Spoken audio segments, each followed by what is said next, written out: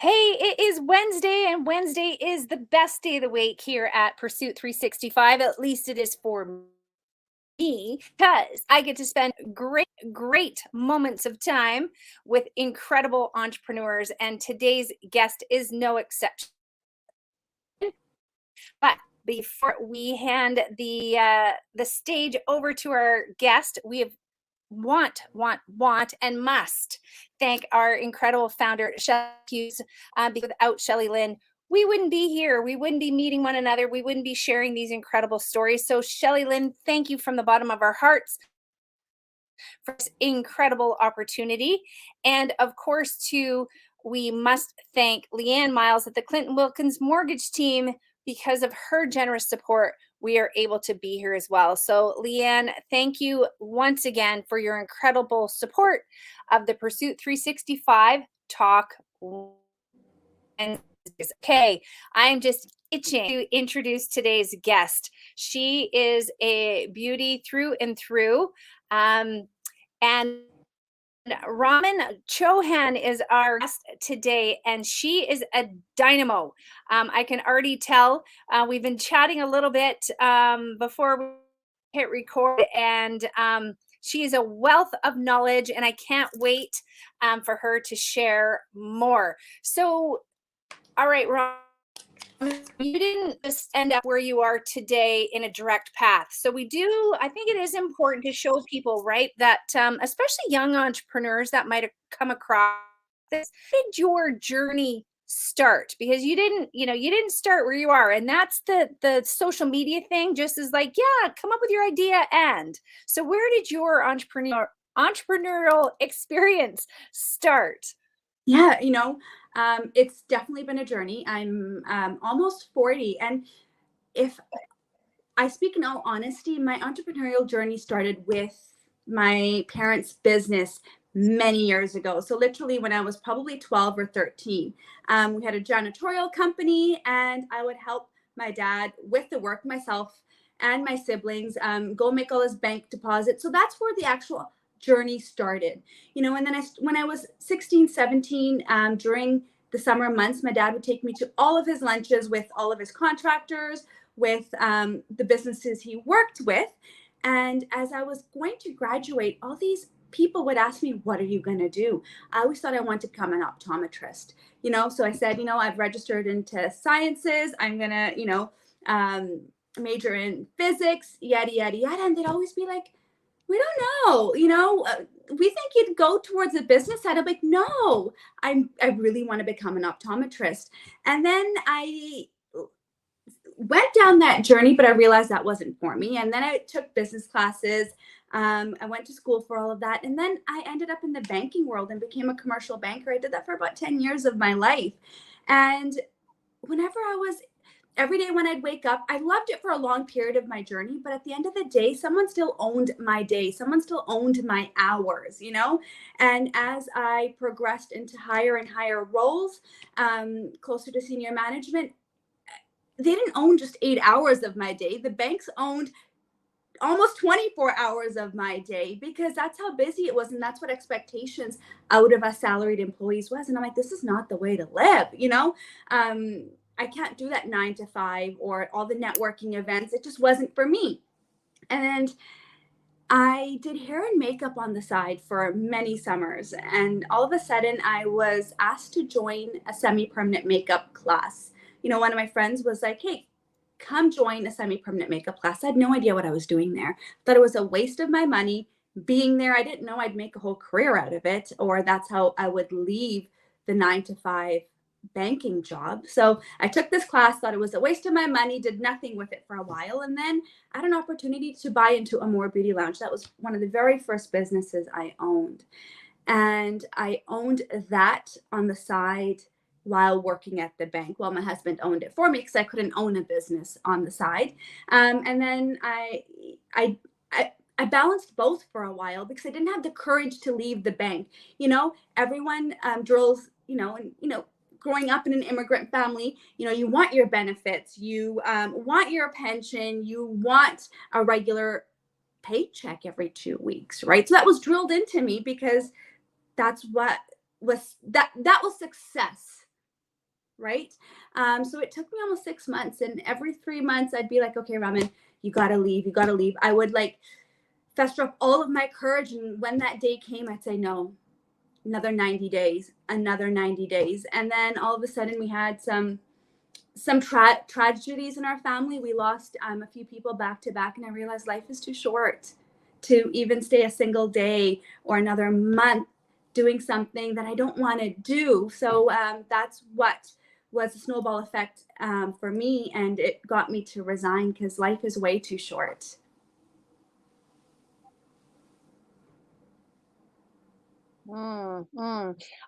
First off, I'm sorry to hear that it took that there was tragedy involved and that it took tragedy, but thank goodness though that your wake up call came and that you were finally able to hear and feel your true calling, because in just a few minutes you and I have been engaged here, you can tell that you are an extremely passionate individual, and that is incredible, especially in the teaching space.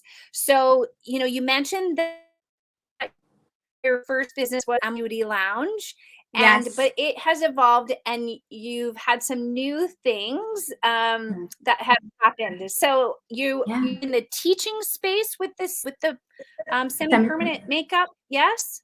yes. So, Okay. So tell us all it's about that. amazing. So, I started providing the semi-permanent makeup services, semi-permanent makeup for the eyebrows and lips, etc.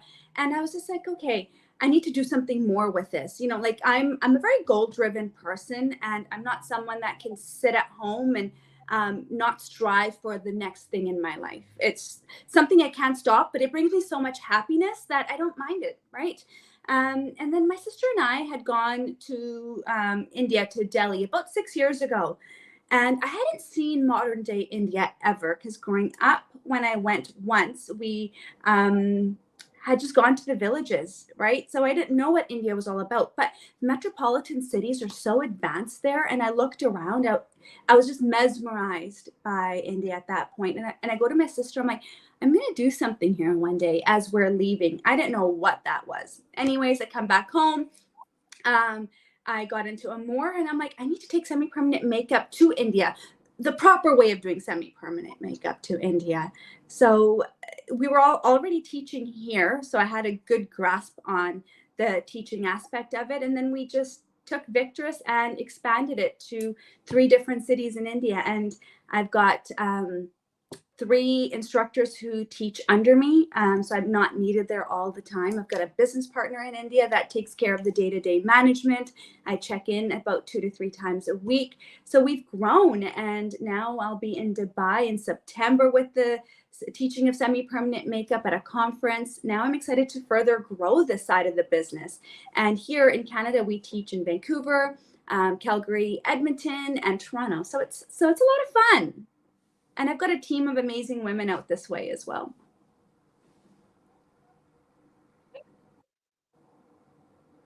That's incredible. And yeah, giving other individuals that leg up, right? And showing them um, uh, how they can be them, pursue their dreams, etc., is so fantastic. Okay. So what okay, so for the person going like, all right, what's she talking about? Because I know I used to teach cooking classes and learned very quickly how much we assume people know, right? So I can talk food and I know food, but I'm not that, up in the makeup world. When you're talking semi-permanent makeup, okay, so what is it eyebrows, lips, like what's all Oh, involved there? What are the options of what somebody could get and again, is it done? Is it appliqued? Is it what's the terms there? I'm like the perfect interviewer because I know things. So amazing. So semi-permanent makeup is amazing if it's done beautifully, right? So there's a few things we can do. We can do microblading on our eyebrows, ombre powder brows. We can combine both. We can tattoo our lips, so we can just wake up beautifully with this light tint. or we can do our liner. So basically how I believe semi-permanent makeup should be, should never be in your face, you know. It should just be there naturally. Anything we do to our face should look natural. And we can wake up with beautiful brows. We can wake up with the most luscious pink tinted lips or red tinted, like whatever we want, whatever feels natural to us. Because some of our lips have more of a reddish tint, some of our lips have more of a pink tint. And then some of us, especially being from a South Asian background, we have melanin on our lips. Our lips are a little bit, like a bit darker, and we want to wake up with those beautiful pink lips, and we can neutralize them. And we don't have to cover them up with lipstick, essentially. It's beautiful, and it's all semi-permanent makeup. We do it with a tattoo machine. We're literally doing the same thing as tattooing, but this arm, but we don't go as deep. So for eyebrows, it's really just under the first layer of skin, and it is semi-permanent. So over time, the pigment will dissipate, and depending on your lifestyle, if you have oily skin, dry skin, how much makeup you like, how much you sweat, it'll either stay longer, or you'll need to get touch-ups every 12 to 18 months. So relatively low maintenance. And same thing with our lips, touch-ups every 12 to 24 months, because our lips don't have pores. So yeah.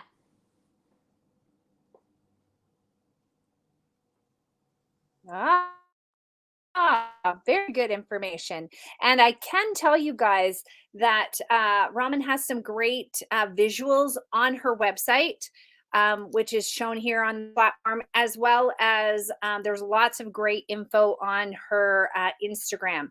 So if you want to lean in and you want to learn more, these are your spots where you can go to do so. So Raman, are you still equally active as the applicator,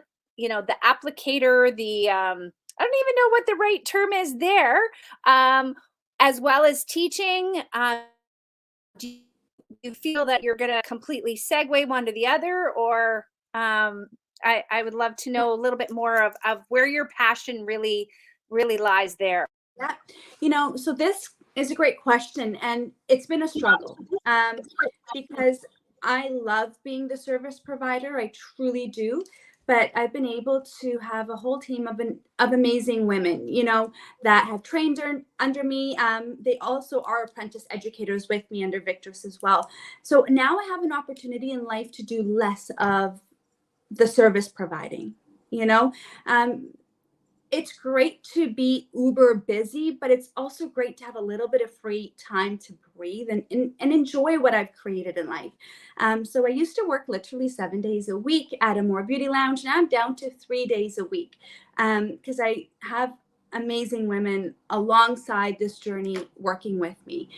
And now I do spend more time teaching, and now with working less, because I just really started this in the last 2 months. I had a really tough time with this. Maybe it was my ego. I don't know what it was, but I had a really tough time saying, nope, let's create room for other artists at Amour, and it's time to do less of this and do other things I love, and that's when Future Face, my skincare business, got more love from me and started growing faster, so we can launch it very shortly. But up until literally a couple months ago, this was a major struggle for me. It was hard. It was really hard. It has to be an ego thing, that it's hard to let go of something you're so good at.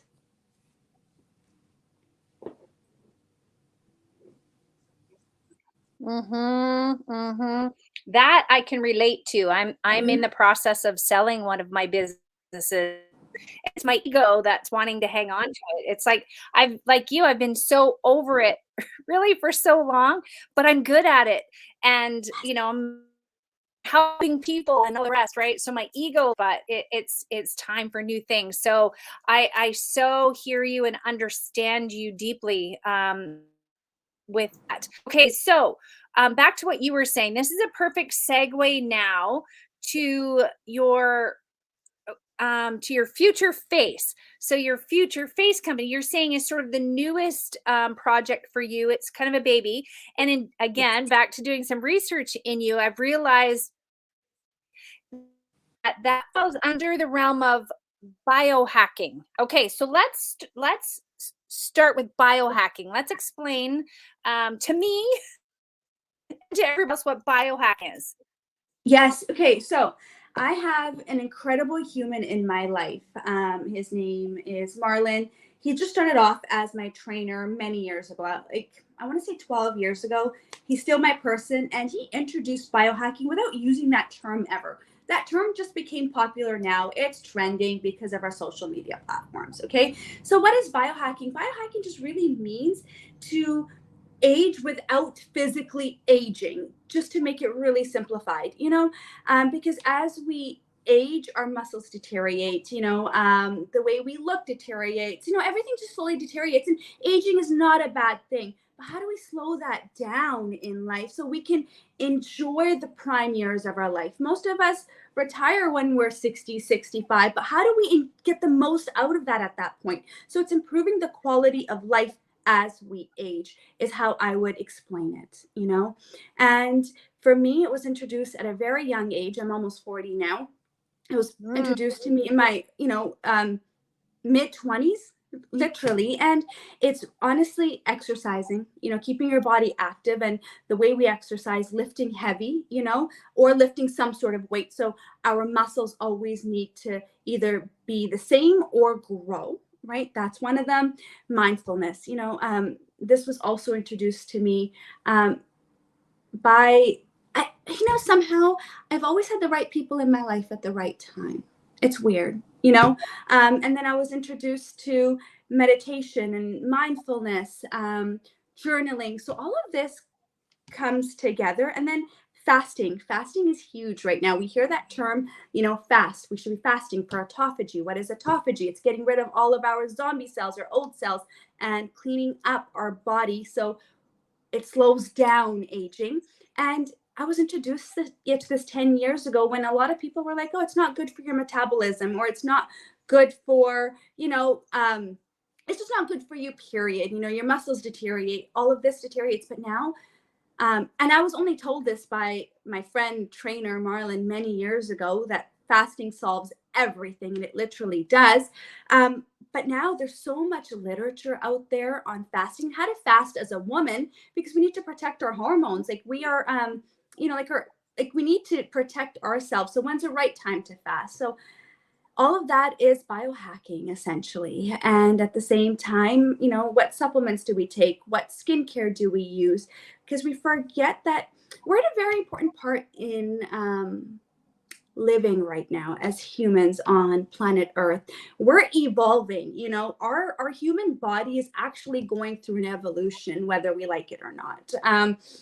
Our ears are changing because of all the different frequencies out there, the different 5Gs or whatnot, and the different waves out there. And we forget that everything around us is blue light. Our LED lights are blue light. I'm talking to you on my computer screen right now. That's blue light. Our TVs, our phones, all of this ages us.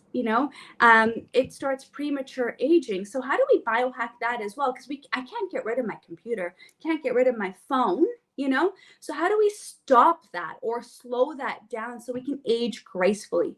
There's nothing wrong with aging, but how do we not, how do we look in our mirror every morning and say, wow, and fall in love with ourselves?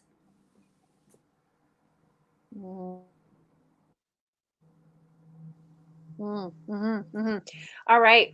I I want to go back to what you said about how you don't know how these people, have come into your life. And I just want to acknowledge the fact that when the student is ready, the teacher appears. And I just don't wanna miss that opportunity, right? To give you the credit, that these people have come into your life, many people pass, right? And we have no idea what we can learn from these people. So it's the fact that you're this consummate learner.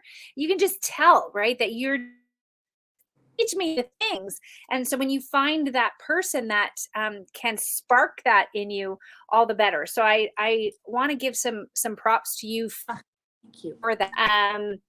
That you can just tell how dynamic you are, and that you want to be better yourself, but in doing that, you want to spark this in so many other people. So thank Yeah. you for that, Thank you. and kudos to you for that. Why you are where you are, do what you do. I'm surrounded by great people, and I learned that sometimes we need to create room for greatness. And I'm learning that because I've had mentors in my life as well. But now I get to give that back. And even if we talk about Amour or my teaching company, I'm making changes, structure changes in the organizations. And I realized I need to step down for further growth and also create room for other women and men to. I've already created the wheel. I've already done that. So why not pass that wheel over to somebody else so they don't have to sit there recreating something that I've already spent time on? So stepping down and creating room for other people is so important. And this just came to me a few months ago. Like, let's create room for other people to excel in life.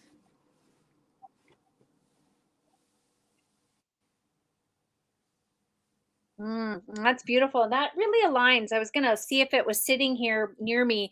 The book that I'm reading right now is called From Strength to Strength. And I'm 52, so I got a few extra years on you. But the book really talks about how, as we advance through life, right, we sort of get on this trajectory. And people like you and I, who are these overachievers and hard workers, if we're not careful, we can get on that trajectory and just keep going and keep going and keep going and never get off of it, until the day we die. Or it's that realizing, and you said it so beautifully, right? That it's time to pass the torch. You've created your portion of it. So you hand that off to people, right? And then you're jumping onto your second curve, is how they refer to it in the book. And Yeah. it's so beautiful. So I'm always envious of talking with people that you're like, damn, you figured it out so much earlier than I did. But at the same point, thank God, more and more people are figuring it out earlier in life, so you don't end up old and cranky, No. like so many of the of what happened before, right? We just got too caught up in that vicious cycle of achieving, I think, right? And it's realizing that achievement has many, many different faces. So, what would you say to date is your greatest achievement? Great question. Following my happiness. Happiness means everything to me. Honestly, I don't know if there's an afterlife, if there is an afterlife, and that's not my job to figure out today. And I actually don't care. As long as I'm happy or creating happiness in my life, in this lifetime. And I have to there's always going to be fears, and there's always fears in my life. And that's when I really realize I need to work on certain aspects of me, of Raman, and battle the shadows, the darkness, or the fears, whatever comes up, to get to this place of happiness, and how quickly I can do that. Because life is not always going to be rainbows and unicorns and beauty. Life, we are dealt mountains, but how do we overcome these mountains? And I'm very proud of myself because I can get over those mountains easier and easier in life, because I've got a goal. I want to be happy this lifetime. Like, I just want to be happy. I want to enjoy this. That, as I'm nearing the end of my life, I can sit back and say, oh, it was a great ride. And Mm, that's it. mm, And that's it. mm. I gotta say, the reason you're able to come through those things so much quicker is because you're living the happiness. You're able to find positives in every situation, right? Because you're constantly striving for that. So that is incredible, and that's going to build that resilience muscle more and more and more. And that's the thing, right? We want to build our muscles in the gym, but we forget to build our personal development muscle. So kudos to you for that.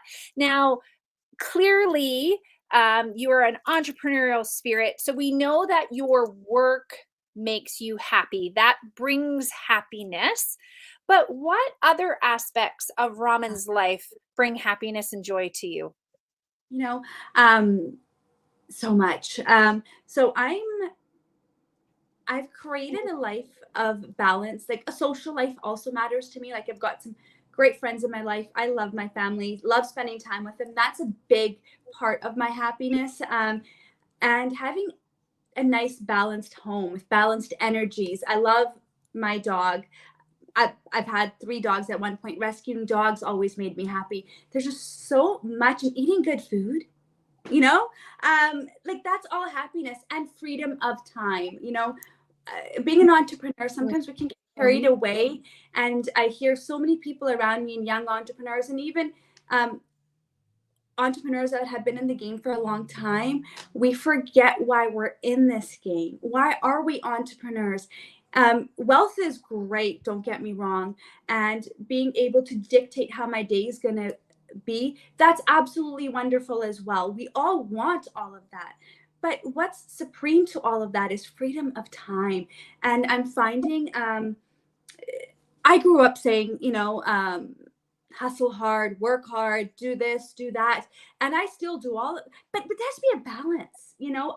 I hate that word hustle. I hate that word, like that, hustle culture. I don't like that culture because at the end of the day, it's freedom of time that I want. And how do I get there? That makes me happy, as I'm going through my journey in life.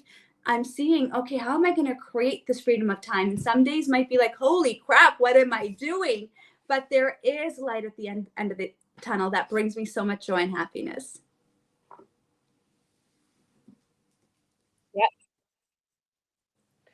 You know what? Here's again another note where I can so relate to you. And if Pursuit 365 had video excerpts and it wasn't a book, I had somebody years ago gave me a mug that said, "Good things come to those who hustle." I believe that, much like you, for so long, but I've shattered that mug, and I actually wanted to somehow figure out how I could break that mug and that part of my my Pursuit 365 story. And like I said, if there was a video, I would have videotaped the whole thing and used that, because it just it no longer serves me.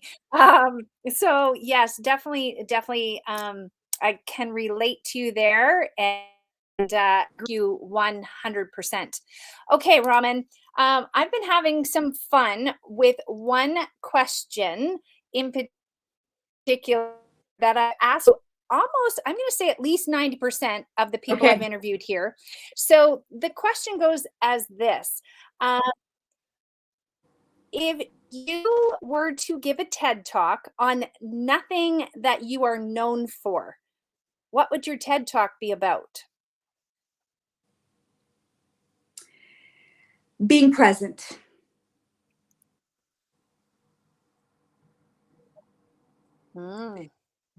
Because that's something I'm trying to learn right now. Listening. And how much power there is in all so of then that. sharing your actual current journey. Yes. Mm-hmm. We forget to be That's present. interesting. Okay, that will be a whole other interview.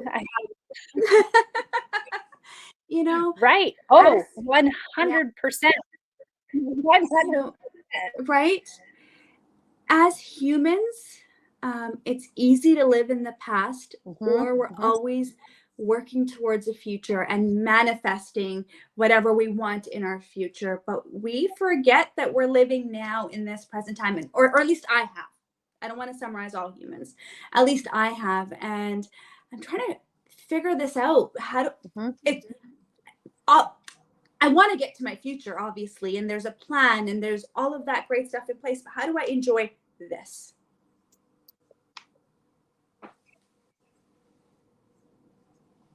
Well, and gratitude is so Yes. important for that as well, right? Being thankful, being grateful in these individual moments that we experience as we go. And that's been a huge part of it for me Yeah. in my my work in the same thing. Yeah, our worlds align so I so know. much, It's so so amazing. yeah.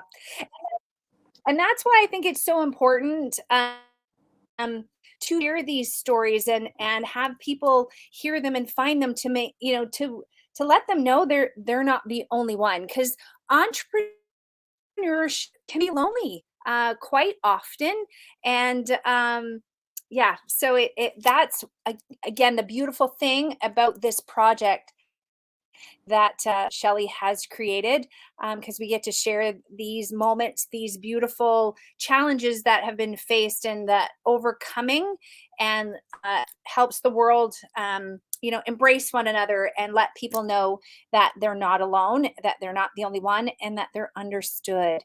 Uh, Agreed. Right. So wrapping up, is there any last thoughts? You've had a number of mic drop moments today. Anything else that you'd love to leave our audience with? Yeah, we always look at the other side and say, "Oh, I want to be there, and how do I do that? And how do I leave my 9 to 5?" It starts with us. It starts with the inner work that we do. It's getting over our fears, getting over um, any of the shadow moments we get. And we are in control of our lives. And until we make that jump, we'll never know how the other side feels. So I urge people to figure out a way. If this is what your soul desires, and if you want to become an entrepreneur, you want to own your days, you want to enjoy this part of life, figure it out. And it's funny, Stephanie, you said, you looked at me and said, you know what, you figured it out sooner than I did. But that's only because someone like you have gone through it. So you are an idol to somebody else, you are a mentor to somebody else, and that somebody else figured it out 10 years prior. So now if someone Mhm, in mhm, their mhm. 30s or late 20s can figure it out because I'm talking, uh, it would be amazing. It truly would be amazing.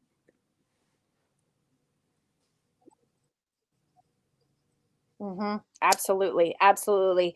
Well, thank you so very much for sharing your passion, sharing your heart, sharing your story with us here today. So, folks, if you want to learn more about Raman, if you want to follow along, her Instagram handle is here. Her website is shown here, ramanchohan.com and Roman Chohan 84 on Instagram. I'm sure she would love to connect with you. Where specifically are you? I know you're in British Columbia. Where specifically are you in case somebody wants to Yeah, connect with you for coffee or if somebody wants to come for a service? Where's amazing. that? So, Amour Beauty Lounge is located in Langley, BC, and then I'm in the Lower Mainland. So, I'm always excited about coffee dates. I'm excited about connecting because that's how we build our network. So yeah, I'm here in the Lower Mainland.